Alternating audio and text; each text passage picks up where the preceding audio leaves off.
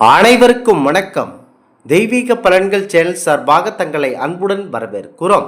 இன்று நம் காணொலியில் காண விரும்புவது பாரிவர்த்தினி ஏகாதசி சிறப்புகளை பற்றி இந்த காணொலியில் பார்க்கலாம். வாருங்கள் காணொலிக்கு செல்லலாம். மறக்காமல் ஒரு சப்ஸ்கிரைப் செய்யவும். ஏகாதசி விரதம் என்பது பாரம்பரிய பெருமானின் அருளை பெறுவதற்கான ஒரு விரதமாகவே பார்க்கப்பட்டு வருகிறது. அதே போலத்தான் பாவங்களில் இருந்து விடுபட்டு புண்ணியங்களை பெறுவதற்கான அற்புதமான விரதமாகும். ஆனால் மகாவிஷ்ணுவின் அவதாரங்களில் 5வது விரதம்தான் வாமனர் அவதாரமாகும். அதாவது மகாவிஷ்ணுவின் அவதாரங்களில் தொடர்புடையது தான் ஏகாதசி விரதம் என்றால் அது ஆவணி மாத வளர்பிறையில் வரும் பாரிவர்த்தினி ஏகாதசி விரதமாகும். பாரிவர்த்தினி ஏகாதசியில் பாரம்பரிய பெருமாள் மட்டுமல்ல, அவருடைய வாமன அவதாரத்தை வழிபட்டு விடுவது மாபெரும் சிறப்பு வாய்ந்தது. இந்த தினத்தில் மட்டும் எதற்காக வாமனரை வழிபட வேண்டும் என வாருங்கள் பார்க்கலாம். முக்கியமாக மகாபலி பிரகலாதனின் பேரனாக இருக்கிறார். 100 அஸ்வமேத யாகங்கள் செய்தால் இந்திர பதவியை அடையலாம் என முடிவு செய்து யாகங்கள் நடத்த தொடங்குகிறார். அவ்வாறு அவன் யாகம் செய்து முடித்து விட்டால் தேவலோகம் முழுவதும் நிரந்தரமாக, அதாவது மகாபலியின் வசமாகிவிடும் என்பதால் தேவர்கள் அனைவரும் பாரம்பரிய மகாவிஷ்ணுவிடம் சரணடைந்து தங்களுடைய கோரிக்கையை வேண்டினர். அதற்கு மகாவிஷ்ணு மகாபலியிடம் முறையாக யாகம் செய்கிறார். மேலும் அவனுக்கு குருவின் பரிபூர்ண அனுகிரகம் உள்ளது. அவன் எப்போது அவன் குருவாசல் சபிக்கிறாரோ அப்போதே அவனை என்னால் வெல்ல முடியும் என்கிறார் மகாவிஷ்ணு. மகாவிஷ்ணுவின் பதிலை கேட்ட தேவர்களின் தாயான அதிதி காஷ்யப்ப முனிவரிடம் மகாவிஷ்ணுவின் அருளை பெற என்ன வழி என கேட்கிறார். அப்போது என்ன காரணம் என்றால், அப்போது காஷ்யப்ப முனிவர் பூஜைகளில் உயர்ந்த தான பயோவிரதத்தை உபதேசித்தார். அதிதியும் விரதத்தை சிரத்தையாக மேற்கொண்டால் அவளின் பூஜைக்கு மகிழ்ந்த பாரம்பரிய மகாவிஷ்ணு அவர்கள் சிறு பாலனாக தோன்றி அவளுக்கு காஷ்யப்பருக்கும் காட்சி கொடுத்தார். அவ்வாறு அவர் காட்சி கொடுத்த தினம்தான் ஆவணி மாத வளர்பிறை துவாதசி திதி. அந்த பாலக ரூபமே வாமனர் அவதாரமாகும் என போற்றப்படுகிறது. மகாவிஷ்ணுவின் முதலில் முழு மனித வடிவில் தோன்றிய அவதாரமும் வாமன அவதாரமாகும். வாமனர் என்றால் அதாவது குள்ளமானவர் என பொருள் இருக்கிறது. அடுத்ததாக அழகானவர் என்றும் பொருள் இருக்கும். குள்ளவருமானவராக தோன்றினார். உலகையே அளந்து விஸ்வரூபம் எடுத்து சிறப்புமிக்க அவதாரம்தான் வாமன அவதாரமாகும்.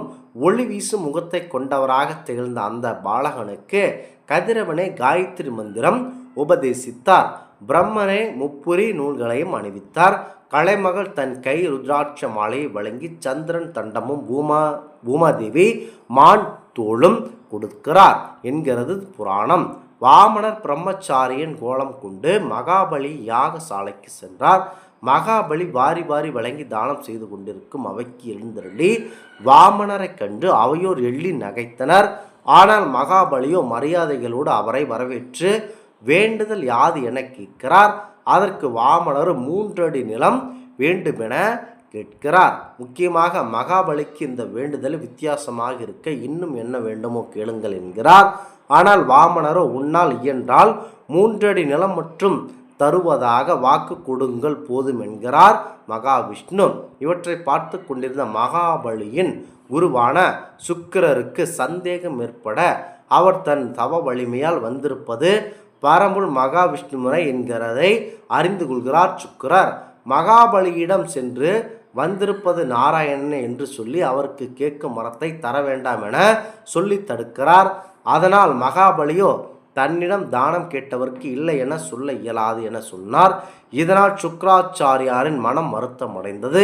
இந்த தருணத்திற்காக எதிர்பார்த்திருந்தது போல மகாவிஷ்ணு 3 அடி நிலத்தை தானமாக பெற்று முதல் அடியால் உலகத்தையும் 2ஆம் அடியால் வானத்தையும் அளக்கிறார். வாக்கு கொடுத்தபடி 3ஆம் அடியை எங்கே வைப்பது என மகாபலியிடம் கேட்டபோது வேறு வழி இல்லாமல் தலையில் வணங்கி தன் தலை மீது அந்த 3ஆம் அடியை வைக்குமாறு கேட்கிறார். கலியுகத்தின் பக்தர்கள் பற்றி கொள்ள விருப்பம் அந்த பரந்தாமன் திருவடியை அப்படிப்பட்ட அற்புதமான திருவடியின் ஸ்பர்சத்தை பெறும் பாக்கியம் அவர் பெற்றார் மகாபலி. அந்த வாய்ப்பை எண்ணி மகிழ்ந்த மகாபலி பாதாள லோகம் செல்லும் தன் பேற்றை பெற்று பாக்கியமாகவே எண்ணி அதனை ஏற்றுக்கொண்டார். பிற அவதாரங்கள் சம்ஹாரம் செய்த மகாவிஷ்ணு இந்த அவதாரத்தில் சம்ஹாரமின்றி மகாபலிக்கு அனுகிரகமே செய்கிறார்.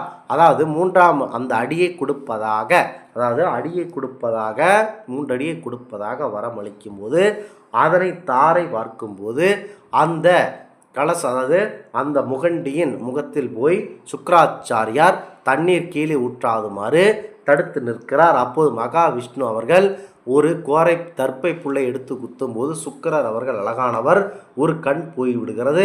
அதன் பிறகே அந்த 3 அடி நிலத்தை கேட்டு பெறுகிறார் பரம்பொருள் மகாவிஷ்ணுவான வாமனர்.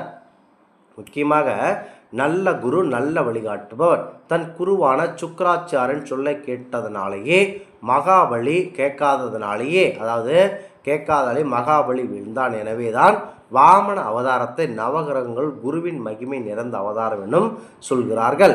எனவே மகாவிஷ்ணுவை வாமனரும் உலகளந்த பெருமாளாவும் வணங்க குரு பகவான் பரிபூர்ண அருளை கிடைக்கும் என்கிறார்கள். முக்கியமாக குருவுடைய சொல் கேட்டு நடந்தால் அனைத்திலும் வெற்றி என்பதற்கு வாமன அவதாரம் ஒரு சிறப்பு அவதாரமாகும். அந்த குருவினுடைய சொல்லை கேட்காமல் தவறவிட்டதனால் இந்திர பதவியை தவற விடுகிறார் மகாபலி. அதாவது அசுரர்களுடைய அந்த எண்ணத்தை தடுத்து நிறுத்துகிறார் பரம்பொருள் மகாவிஷ்ணு அவர்கள். இந்திர பதவியை மீண்டும் இந்திரனுக்கு வழங்கப்படுகிறது. அவ்வளவு சிறப்பு மிக்க இந்த அவதாரத்தில் இந்த பரிவர்த்தினி ஏகாதசி நாளில் நீங்கள் பரம்பொருள் மகாவிஷ்ணுவையும் வாமனரையும் வழிபட்டு வாருங்கள். உங்களுடைய கெட்ட எண்ணங்களை அழித்து நல்ல விதமான அருளை பெறுவார். இந்த பரிவர்த்தினி ஏகாதசியானது ஒருவருக்கு மோட்சத்தை அளிக்கக்கூடிய வல்லது. அவ்வளவு சிறப்பு மிக்க இந்த நாள் வாமனரையும் பரம்பொருள் மகாவிஷ்ணுவையும் பெருமாளையும் வழிபட்டு வாருங்கள். நல்லதாக உங்களுக்கு நடக்கும். ஏகாதசி நாளில் முறைப்படி விரதம் இருந்து முழுமையாக விஷ்ணு பெருமானுடைய நாமத்தையே கேட்டுக்கொண்டு கண்டிப்பாக இன்றைய நாட்களில் விஷ்ணு பெருமானின் ஆலயத்திற்கு சென்று வழிபடுங்கள்.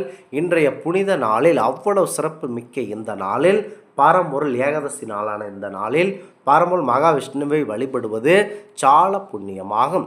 இந்த ஆன்மீக தகவல் உங்களுக்கு பிடித்து இருந்தால் தெய்வீக பலன்கள் சேனலை கண்டிப்பாக சப்ஸ்கிரைப் செய்து கொள்ளவும். மீண்டும் ஒரு நல்லதொரு காணொலியில் உங்களை சந்திக்கிறோம். நன்றி, வணக்கம்.